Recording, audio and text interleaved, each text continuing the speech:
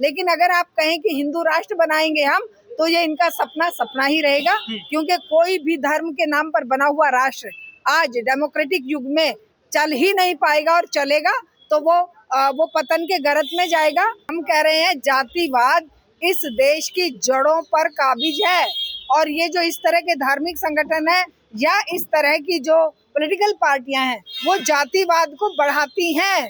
जातिवाद के नाम पर कोई भाषण दे तो धोते हैं, मंदिर में कोई चला गया तो धोते हैं। अरे तुम रखो अपने मंदिरों को और इनको अपने पास। ये 80%, 85%, 90% जनता तुम्हें ठोकर मारती है। देखिए, ये जो प्रियंक खड़गे ने अब कहा है, ये क्यों नहीं जब महात्मा गांधी की हत्या हुई थी और जब अन्य तरह की आतंकवादी गतिविधियों में ये संगठन जिम्मेदार रहा, कितनी सारी हत्याएं, कितने सारे उपद्रव, कितनी सारी इस तरह की हरकतें इनके द्वारा की गई, तो क्या तब ये कागज नहीं मांगे जाने चाहिए थे? कागज जरूर मांगे जाने चाहिए, क्योंकि कोई भी संगठन इस तरह से किसी भी हिंसा में इन्वॉल्व है, उस हिंसा में इन्वॉल्व संगठन को अपनी जो जमीन है वो दिखानी चाहिए। जब ये आज SIR के नाम पे बेचारे गरीब आदमी से सबूत मांग रहे हैं कि तुम इस देश के निवासी हो कि नहीं, तो क्या RSS से सबूत नहीं मांगा जाना चाहिए कि तुम इस देश में कर क्या रहे हो? तुम्हारे पास अरबों खरबों डॉलर आ कहां से रहे हैं? तुम्हारे हर स्टेट में, हर डिस्ट्रिक्ट में ये 5 स्टार होटल किसके पैसे से बन रहे हैं? क्या ये अधिकार जनता को नहीं होना चाहिए और जनता के माध्यम से सरकारों को नहीं होना चाहिए? क्या सब आंख बंद करके इस तरह से मतलब जीती मक्खी को निगलते रहेंगे? जीती मक्खी को निगलने का काम सरकारों ने किया। 70 साल तक कांग्रेस ने भी तो नहीं मांगे कागज। यही हम कह रहे हैं, कांग्रेस के अंदर भी RSS है। कांग्रेस केवल BJP RSS नहीं है, कांग्रेस और विभिन्न पार्टियों के अंदर भी RSS है। अब आप देख रहे हैं कि आम आदमी पार्टी कहाँ से उभरी। एक ने कहा जय श्री राम, उसने आके कह दिया जय हनुमान। तो क्या लग रहा है आपको, समानता नहीं लग रही है? ये जो सिक्योरिटी कहाँ से मिली हुई इनको Z+ की? ये Z+ की सिक्योरिटी इसीलिए मिली हुई है कि जब चोर होता है ना, जो डाकू होता है, जो दहशतगर्द होता है, उसको हमेशा खुद की दहशत होती है, खुद का डर बना रहता है। तो Z सिक्योरिटी उनकी घर की सैया भय कोतवाल तो डर काहेगा। Z सिक्योरिटी ले, चाहे वो Z+ ले, चाहे Y सिक्योरिटी ले, उनके लिए तो सब कुछ है। लेकिन हिंदू धर्म का भी तो रजिस्ट्रेशन नहीं है कहीं पर। सुनिए, बेटियों को बलात्कार हो जाए, मर्डर हो जाए, रात में उठा के जला भी जाए, तो उनके पास सिक्योरिटी नहीं है, तब उनके FIR के लिए भी पुलिस नहीं होती है। लेकिन Z+ की सिक्योरिटी इनको देंगे। और हिंदू राष्ट्र की बात जहाँ पर है, हिंदू राष्ट्र अपने आप में इनका मोहताज नहीं है, कोई हिंदू इनके पीछे नहीं जा रहा है। हिंदू अगर धर्म अपने आप में है तो वो इंडिविजुअली रहेगा, लेकिन अगर आप कहें कि हिंदू राष्ट्र बनाएंगे हम, तो ये इनका सपना सपना ही रहेगा, क्योंकि कोई भी धर्म के नाम पर बना हुआ राष्ट्र आज डेमोक्रेटिक युग में चल ही नहीं पाएगा, और चलेगा तो वो पतन के गर्त में जाएगा। और उस पर वही हाल होगा जो कि बांग्लादेश में हुआ, पाकिस्तान में हुआ। धर्म के नाम पर बने हुए राष्ट्र आज तक इस आधुनिक युग में सफल नहीं। कहते हैं कि सबसे बड़ा संगठन है देश और दुनिया का RSS, उसके बावजूद खतरा किसको है? खतरा किससे है जो मोहन भागवत को Z+ सिक्योरिटी दे रखी है? हम बता तो रहे हैं, चोरों को, उचक्कों को और डरपोक जो लोग होते हैं, जो दूसरों के लिए खतरा पैदा करते हैं, उन्हें खुद के लिए हमेशा वो खतरे में जीते हैं और इसीलिए सिक्योरिटी मांग रहे। वरना तो एक धार्मिक संगठन को सिक्योरिटी की क्या जरूरत है? भाई तुम तो कह रहे हो कि 88-85% लोगों के तुम खैरख्वाह हो, फिर तुम्हें 15% से क्या भय? और वो 15% तो कभी तुम्हारे ऊपर अटैक करे भी नहीं है। ये इतनी नीचा काम है, इतना गंदा काम है, जिसकी जितनी भर्त्सना की जाए उतनी कम है। क्योंकि ये जब इंसान को इंसान नहीं समझ रहे, तो इनको जानवर से बदतर कहा जा सकता है। ये किसी भी जात के नाम पर, धर्म के नाम पर अगर किसी के अंदर भेदभाव करते हैं, तो ये इंसान खुद नहीं है। एक इंसान जो बना है ना, इस प्रकृति ने सबको एक ही तरह से पैदा किया है।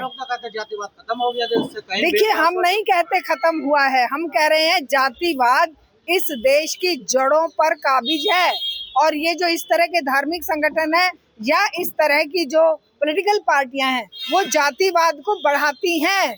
हमारे और आप जैसे बुद्धिजीवी वर्ग के लोग कोशिश करते हैं कि मानव मात्र के बीच में किसी भी तरह के भेदभाव को जितनी जल्दी हो सके अपने दिमाग से निकाला जाए, दिल से निकाला जाए, समाज से निकाला जाए, पूरे देश से निकाला जाए। ये प्रक्रिया खुद से शुरू होती है। और अगर ये पार्टियां और ये आरएसएस जैसे संगठन जातिवाद के नाम पर कोई भाषण दे तो धोते हैं, मंदिर में कोई चला गया तो धोते हैं। अरे तुम रखो अपने मंदिरों को और इनको अपने पास। ये 80%, 85%, 90% जनता तुम्हें ठोकर मारती है। लेकिन 52 साल तक संघ वालों ने अपने हेडक्वार्टर पर भी झंडा नहीं लहराया था भारत का।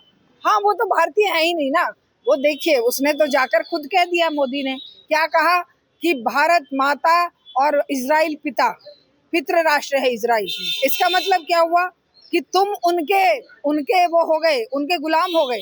क्योंकि पितृ प्रधान समाज में तो महिला की तो कोई कद्र है ही नहीं, और तुम तो पितृ प्रधान समाज का जीता जागता उदाहरण हो। इसका मतलब तुमने इजराइल को, देश को इजराइल का गुलाम बना दिया। क्या दिक्कत है तिरंगे से आरएसएस वालों को? आरएसएस वालों को तिरंगे से क्यों? देशभक्तों से दिक्कत है, क्रांतिकारियों से राष्ट्रपति संगठन बताया जाता हो तो वो देखिए, जब भगवा झंडा और इनका अपना हिंदू राष्ट्रवाद, ये इस देश की पतन के लिए जिम्मेदार हुए हैं। अभी तक जो 2026 तक जो इन्होंने किया है, 100 साल जो आरएसएस ने किया है, वो सबका सब इस देश की बर्बादी का सबब बना है। चाहे कांग्रेस सत्ता में रही, चाहे बीजेपी सत्ता में रही, यहाँ पर राज आरएसएस का चला है।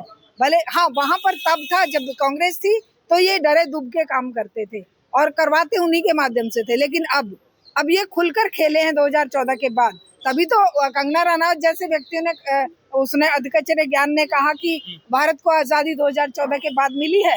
और इसी प्रक्रिया को लेकर ये आज इस देश को हिंदू राष्ट्र की आग में झोंकने की बात कर रहे हैं, जो ये समाज नहीं होने देगा। क्योंकि पहला निशाना ये अल्पसंख्यकों को बना रहे हैं, दूसरा निशाना ये जातियों को बनाएंगे, तीसरा निशाना महिलाओं को बनाएंगे, और चौथा निशाना हर उस गरीब को बनाएंगे जो इनको प्रजा बनने से इनकार करेगा। तो ये एक ऐसा दहशतगर्दों का झुंड है जिसे जितनी जल्दी हो सके समाज को पहचानना चाहिए और इनको समाज में से चुन चुन कर, जिस तरह से ये बुद्धिजीवियों को टुकड़े टुकड़े गैंग कहते हैं, जिस तरीके से ये अर्बन नक्सल कहते हैं, हम इनको कहते हैं कि भाई इनको पहचानिए और अपने में से अलग कर दीजिए। इनको बीच में रहने का भी अधिकार नहीं है, क्योंकि जहाँ रहते हैं जहर फैलाते हैं। ये तो जगह जगह शाखाएं लगा रहे हैं, हिंदुत्व को मजबूत कर रहे हैं। जो देखिए, ये कांग्रेस की मैं कमी मानती हूँ। कांग्रेस ने इस देश के समाज को इतना शिक्षित नहीं किया कि वो पहचान सके कि ये कर क्या रहे हैं। और ये पहचान, अगर शिक्षा का स्तर ऊंचा रहा होता तो हम पहचान पाते। हमारे बच्चे इस तरह से पागल बनकर किसी धर्मांधता में किसी की जान नहीं लेते। तो शिक्षा का स्तर इतना गिराया कांग्रेस ने कि वो इनके लिए एक हथियार बन गया, युवा पीढ़ी को धर्मांधता की ओर धकेलने का, उनको एक दूसरे के खिलाफ लड़ाने का, उनको सांप्रदायिक रंग देने का। अगर युवा इनके हाथ में ना हो, क्या इनके बच्चे, क्या मोहन भागवत का लड़का, या मान लो शादी नहीं की, मोहन भागवत शादी नहीं किए, लेकिन और जो इनके गडकरी हैं या दूसरे जो भी हैं, विदेश मंत्री हैं, या जो जितने भी लोग हैं, अमित शाह हैं, वो तो शादी किए हैं। उनका तो बेटा बहुत बड़ा अमीर बनकर बैठ गया है और इनके बहुत सारे बच्चे बाहर विदेशों में पढ़ रहे हैं। क्या ये उनको किसी के हाथ में लाठी दे के अल्पसंख्यक को मरवा रहे हैं? क्या ये उनसे कांवड़ मंगवा रहे हैं? क्या ये उनको धर्मांधता में डुबो रहे हैं? नहीं, क्योंकि इन्हें पता है कि ये जो अनपढ़ रखे गए बच्चे हैं, जिनके लिए रोजगार नहीं है, जिनके लिए कोई शिक्षा नहीं है, जिनके घरों में खाने को रोटी नहीं है। वंदे मातरम अब जो है मैंडेटरी हो गया है और अब जो है राष्ट्रगान से पहले वंदे मातरम गाया जाएगा लाल किले से। देखिए, ये इनकी जो प्रतीकात्मक राजनीति है ना, कहीं ये शहरों के नाम बदल रहे हैं, कहीं ये गलियों के नाम बदल रहे हैं, कहीं सड़कों के नाम बदल रहे हैं, कहीं वंदे मातरम पर पूरा का पूरा फोकस कर रहे हैं देश की समस्याओं से ध्यान हटाने के लिए। हम कहते हैं प्रतीकों की राजनीति कितने दिन करोगे भाई? वंदे मातरम को बना भी दिया, कितने लोगों को रोटी रोजी मिल जाएगी? देश कितना विदेशों में जो थू हो रही है, कितना सम्मान पालेगा? है क्या होगा? वंदे मातरम को बना दीजिए। वंदे मातरम तो अपने आप में एक नारा स्वतंत्रता आंदोलन में रहा, जिसको क्रांतिकारियों ने भी कहा, दूसरे लोगों ने भी कहा। लेकिन जब तुम वंदे मातरम का सांप्रदायिकरण करते हो, जब तुम उसको अल्पसंख्यकों को मारने काटने के लिए प्रयोग करते हो, जब उसका जो सांप्रदायिक पार्ट है उसको कंपलसरी बनाते हो कि तीनों स्ट्रेंजे बोले जाने चाहिए, तब ये आपत्तिजनक है। क्योंकि उसमें जो बातें आती हैं आनंद मठ से लिया गया है, और आनंद मठ जो है वो उस समय अंग्रेजों के खिलाफ नहीं थी, वो उस समय उनकी जो बगावत थी वो उस समय मुगलों के खिलाफ थी, और मुगलों के खिलाफ बगावत में ही जो वंदे मातरम का एक स्टैंजा क्यों रविंद्रनाथ टैगोर ने चुना था, क्यों आजादी आंदोलन के क्रांतिकारियों ने चुना था, कि वो समता मूलक बात बोलता है, लेकिन जो बाकी के 2 स्टैंजा है उनको काटा गया था। अब इन्होंने कहा पूरा वंदे मातरम गाया जाएगा, और पूरा फोकस वंदे मातरम, पूरा सेशन इसका संसद का सत्र वंदे मातरम की भेंट चढ़ गया। एक पहले भेंट चढ़ चुका, जो मुद्दे हैं कि तुमने पैलेट गन क्यों चलवाई, किसने ऑर्डर दिया, छात्रों को क्यों मारा गया, उन सब से बचकर अपना मुंह छुपा लिया वंदे मातरम के पर्दे में। काशी विश्वविद्यालय में धूलिपुड़ी हैं जो वीसी हैं जेएनयू की, उन्होंने कहा है कि जेएनयू भिखारी है, वहां पर मंदिर बनना चाहिए जिससे कि वहां पैसा आए, चंदा आए, जिससे कि फिर यूनिवर्सिटी ठीक से चले। पैसा आए, चंदा आए, आरएसएस वाले लूट ले, बीजेपी लूट ले, और फिर उस लूट से एमपी एमएलए खरीदे जाएं, क्योंकि वहां पर तो जेएनयू में तो ज्ञान की गंगा बहती है। जेएनयू तो बनाया इसलिए गया था कि दलित, आदिवासी, गरीब बच्चे जो इंटेलिजेंट हैं, जिनके घर में फीस देने को नहीं है, जो अपना हॉस्टल का खर्चा नहीं दे सकते, उन बच्चों को नॉमिनल प्राइस पे इंटेलिजेंस को निखारते हुए विश्व स्तर पर जेएनयू ने नाम कमाया।